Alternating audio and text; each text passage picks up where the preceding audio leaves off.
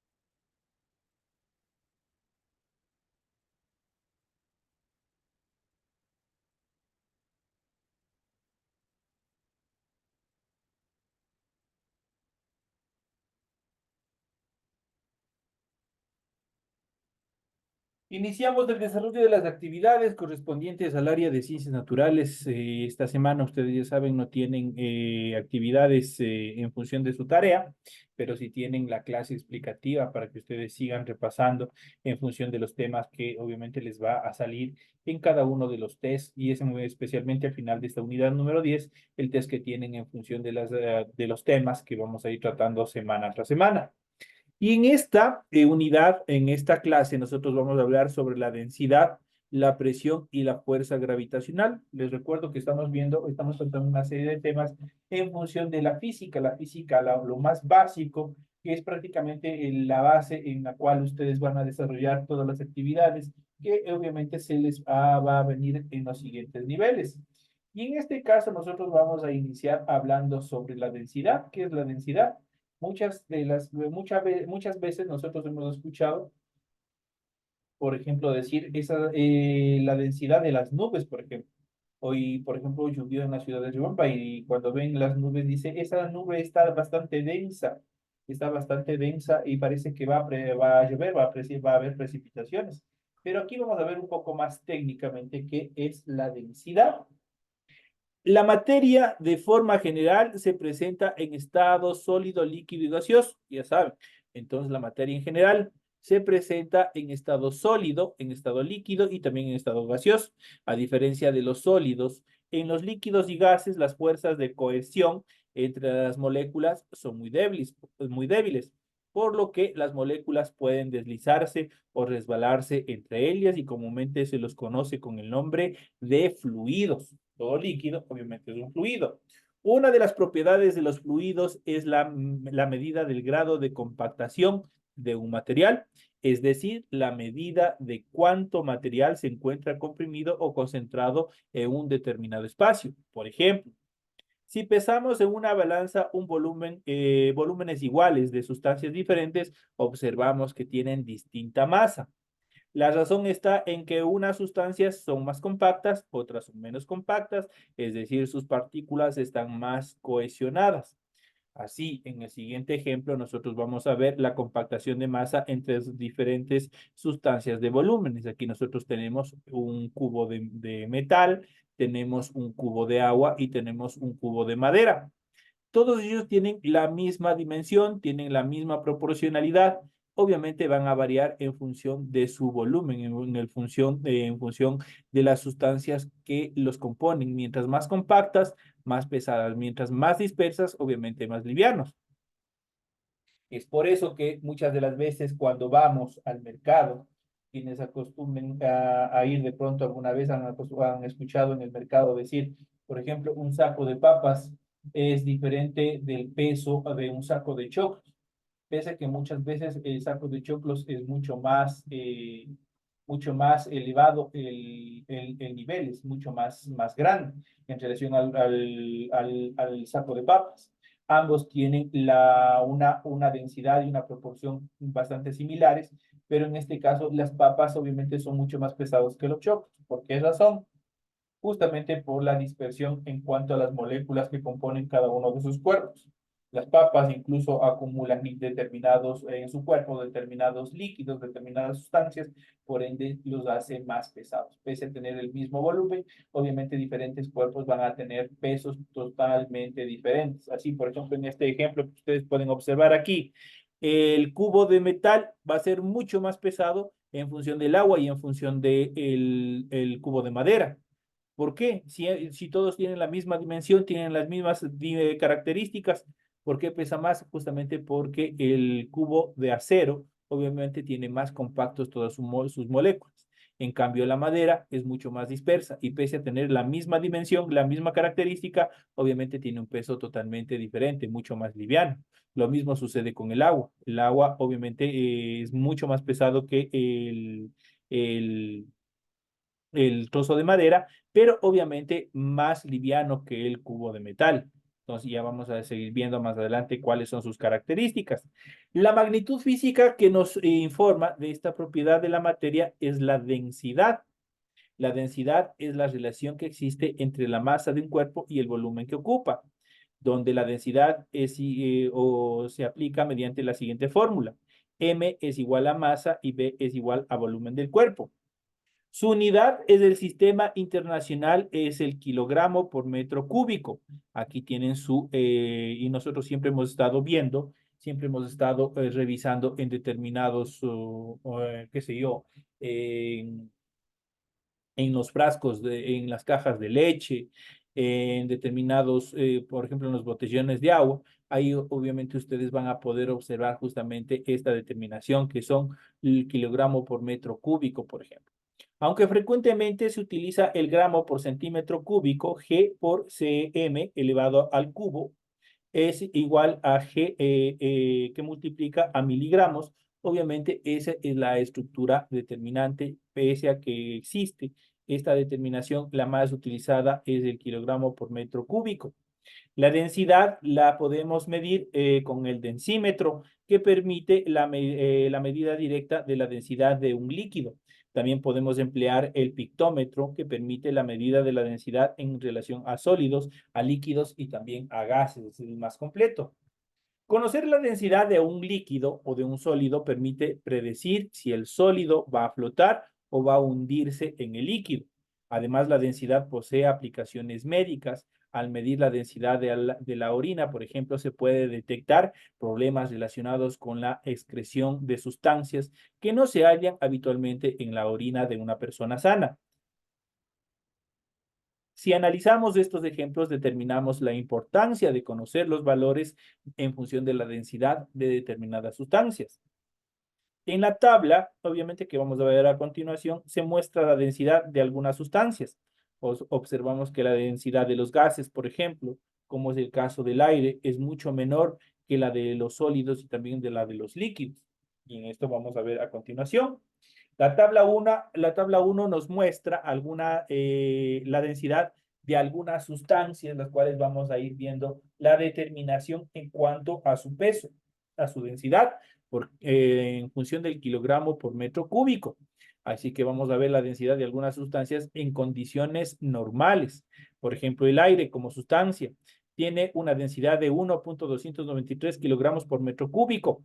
El etanol tiene 806 kilogramos por metro cúbico, el agua tiene 1000 kilogramos por metro cúbico, el aluminio tiene 2700 kilogramos por metro cúbico, el hierro tiene 7960 kilogramos por metro cúbico, el hierro tiene 7960 kilogramos que el metro cúbico. Eso quiere decir que entre el aluminio y el hierro es mucho más pesado que el aluminio.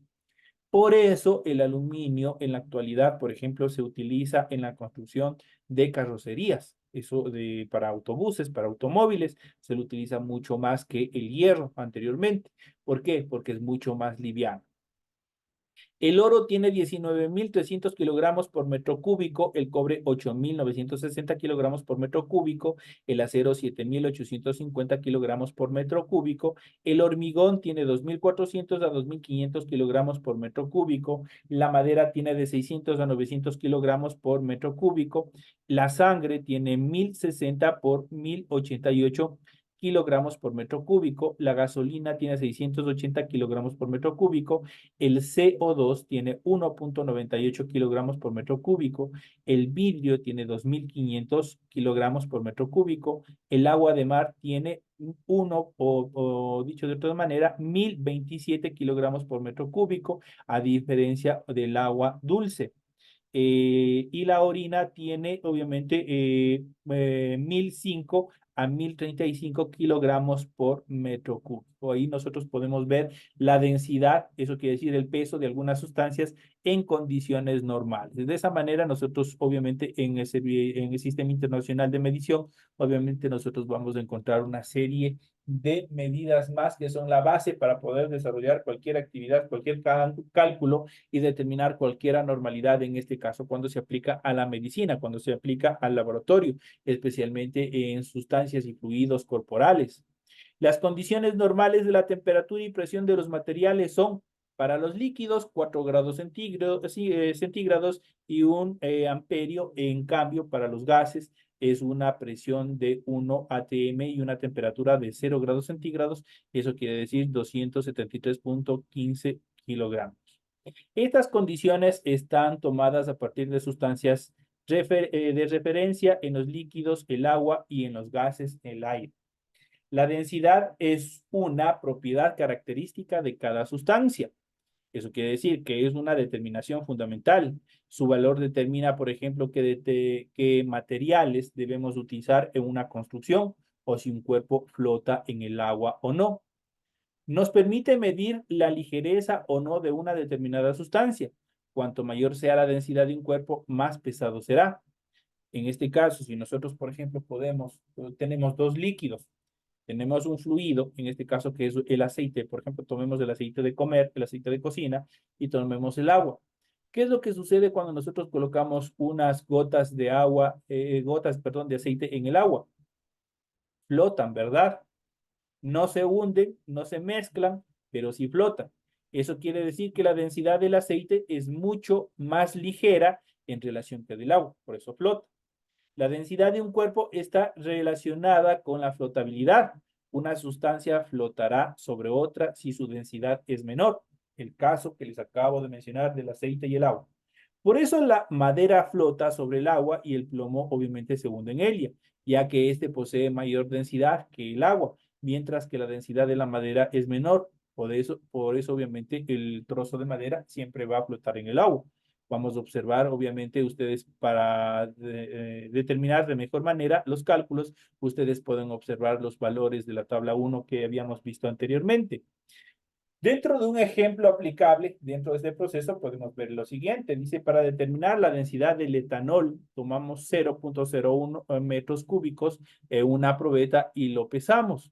Si la balanza indica 0.080.6 kilogramos, ¿cuál es la densidad del etanol? ¿Qué es lo que vamos a hacer aquí?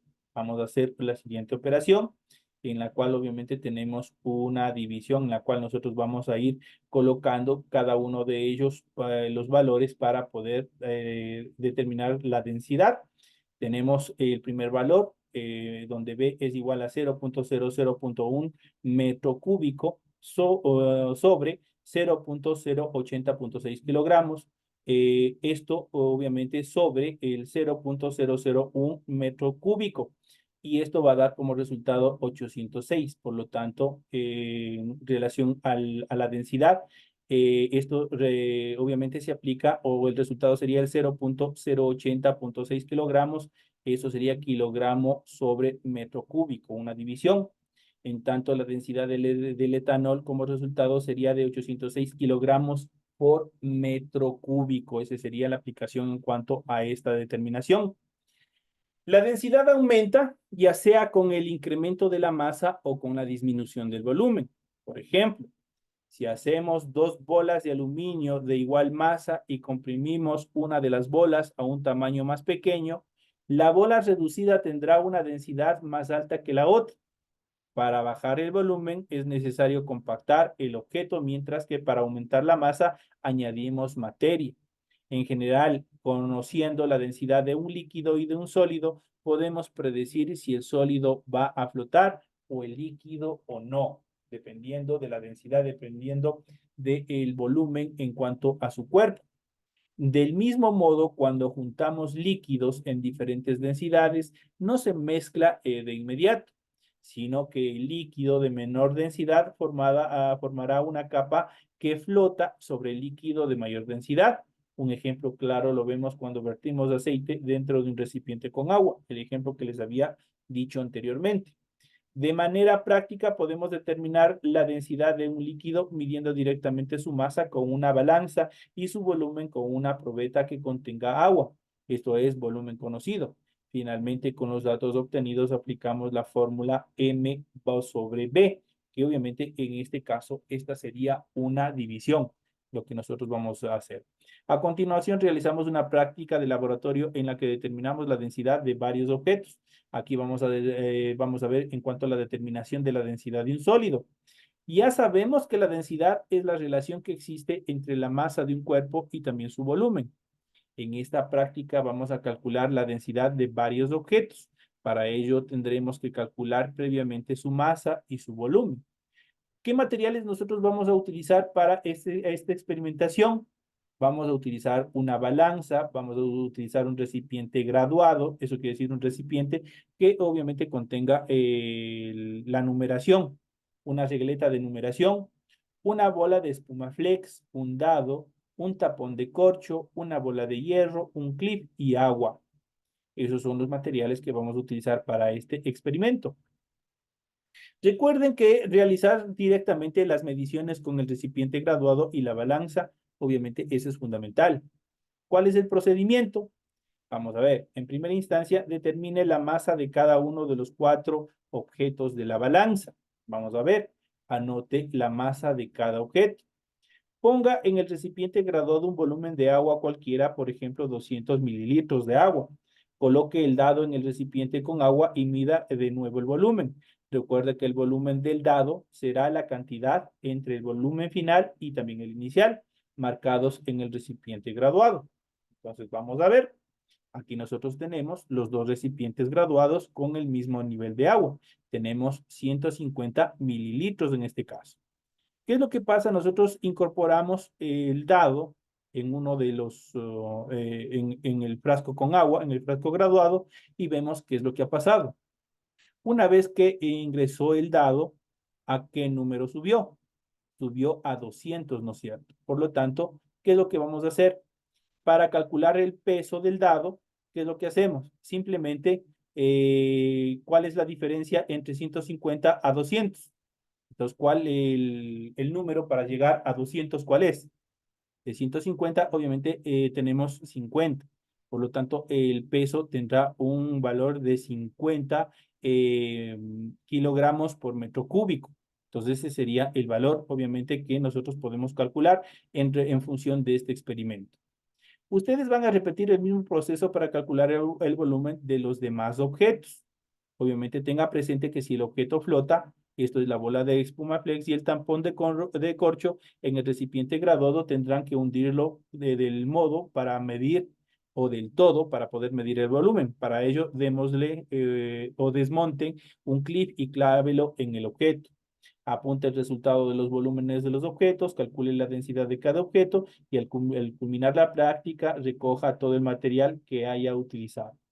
Si es que ustedes desean, lo pueden hacer esto en casa para que ustedes puedan observar cuál es la característica en función de medir la densidad de cada objeto. Obviamente en este caso nosotros estamos utilizando un líquido para poder medir y en este caso es agua en un recipiente graduado. Aquí nosotros podemos observar el primer recipiente, el recipiente inicial, una vez más, tiene 150 miligramos. Una vez que hemos colocado el dado, ¿a dónde subió el nivel del agua? Subió a 200. El excedente o el restante o la diferencia que existe entre 200 y 150 es lo que va a medir o lo que va a pesar, en este caso, el dado. Ese es el procedimiento que ustedes pueden hacer con el resto de objetos que ustedes tienen aquí.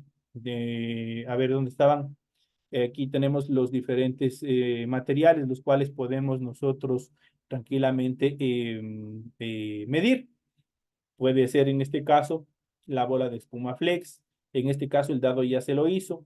El tampón del corcho, recuerden que el tapón del corcho va a flotar, por lo tanto con el clip ustedes tienen necesariamente que hundirlo para poder medirlo. La bola de hierro no va a haber dificultad, simplemente se va hacia el fondo. El clip, en este caso vamos a ver el clip, qué es lo que pasa dentro del agua. Esas son las características en cuanto al desarrollo de este pequeño experimento que ustedes, si es que desean, lo pueden aplicar en sus casas. En cuanto a la presión y sus tipos, una fuerza tiene efectos diferentes según el área de la superficie sobre la que vamos a aplicarlo.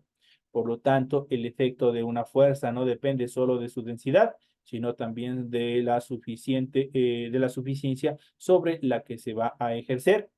Si el área es muy grande, el efecto de la fuerza se reparte por todo ese espacio. Si por el contrario es pequeño, la densidad de la fuerza se concentrará en esta y su efecto deformador aumentará. En este caso decimos que la fuerza ejerce mayor presión sobre determinado objeto. Así resulta más fácil clavar en la arena de la playa una sombrilla con un palo acabado en punta que una sombrilla cuyo extremo no acabe en punta, que sea grueso. En el primer caso, la fuerza que ejerce es sobre una superficie muy pequeña. En cambio, si el palo de la sombrilla no acaba en punta, tiene una superficie mayor, por lo tanto será totalmente difícil. Diremos que la sombrilla con el palo acabado en punta ejerce más presión que la sombrilla con el que no tiene el palo clavado en punta. Entonces, en este caso, nosotros vamos a ver cuáles son el área en la cual nos va a ejercer todo este proceso o se va a desarrollar todo este proceso en relación a la fuerza, en relación a la presión. Aquí nosotros tenemos fuerza bajo presión y dentro de una determinada área. Esos son las tres espacios sobre las cuales se va a desarrollar todo este proceso. La relación que hay entre fuerza ejercida y la superficie sobre la que se aplica la fuerza se llama presión y está representado por la letra P y su expresión matemática sería la siguiente. P es igual a fuerza sobre superficie, donde P es obviamente se determina como presión, F sobre fuerza aplicada y S sobre superficie. Ahí tienen la notación matemática para poder desarrollar esta actividad. Por ejemplo, tenemos 1PA sobre 1N y sobre 1 sobre metro cuadrado, donde PA son las pascales, N es el newton y M al cuadrado es el metro cuadrado representado gráficamente dentro de las notaciones matemáticas. La presión ejercida por una fuerza sobre un área determinada es directamente proporcional a la fuerza inversamente proporcional al área. Esta es una notación matemática, la cual obviamente es lo que nos explica. Dice la presión ejercida por una fuerza sobre un área determinada es directamente proporcional a la fuerza e inversamente proporcional al área. Eso quiere decir, se aplica justamente a este gráfico que nosotros tenemos aquí. Tenemos la fuerza es obviamente proporcional, obviamente, a la presión que ejerzan para clavar sobre el área. Y ahí sobre el área es donde se aplica la fuerza y la presión. Los efectos de la presión son diferentes según se trate de un sólido, un líquido o también un gas. Vamos a estudiar cada caso a continuación. Y cada uno de estos eventos nosotros, muchas de las veces nosotros los hemos tenido enfrente, o muchas veces nosotros los hemos desarrollado. Y obviamente, empíricamente siempre estamos aplicando todos esos procesos de fuerza, densidad, presión y otras características más relacionadas a la física. En cuanto a la presión en los sólidos, si camina en la nieve, sus pies se hundirán, y eso sucede incluso en la arena. Si van con esquíes, no se hunden. ¿Cuál es la explicación? Eso sucede porque la superficie de los esquís es mayor que la de la suela de los zapatos y por tanto la presión ejercida y deformación sobre la nieve será mayor con los zapatos. La deformación que produce una fuerza sobre un sólido aumenta cuando mayor es la presión que ejerce a la fuerza. Dicho de otra manera, con los esquís les permiten flotar en la nieve. ¿Por qué? Porque son largos, porque su superficie es mucho más amplia a relación de los zapatos. Los zapatos vendrían a ser mucho más pequeños y obviamente ejercerán una fuerza más determinante sobre la nieve, lo que va a buscar que se hunda. Entonces, en este sentido, los esquís, ¿qué es lo que hacen? De acuerdo a su proporcionalidad, permiten que floten sobre la nieve. En cuanto a la presión de los líquidos, un submarinista dentro del agua ha soportado una fuerza igual al peso del líquido que tiene por encima de él. Cuanto más profundidad alcance el submarinista, mayor será la presión que obviamente deberá o habrá que soportar el submarino. Entonces, en estas características vamos a ver lo siguiente. Cuando un cuerpo está sumergido en un líquido, experimenta una fuerza vertical en sentido contrario al peso. ¿Qué es lo que les ha pasado a ustedes? Y yo pienso que la mayoría se habrán ido a una piscina. ¿Qué es lo que pasa cuando ustedes tratan de irse al fondo de una piscina? ¿Qué es lo que pasa? ¿Qué es lo que han sentido? ¿Alguien que me pueda decir? ¿Si están en clases o están en el fútbol? Buenas Nadie. noches, Licen. Sí, bueno, cuando uno quiere sumergirse hay que hacer una clavada con las manos.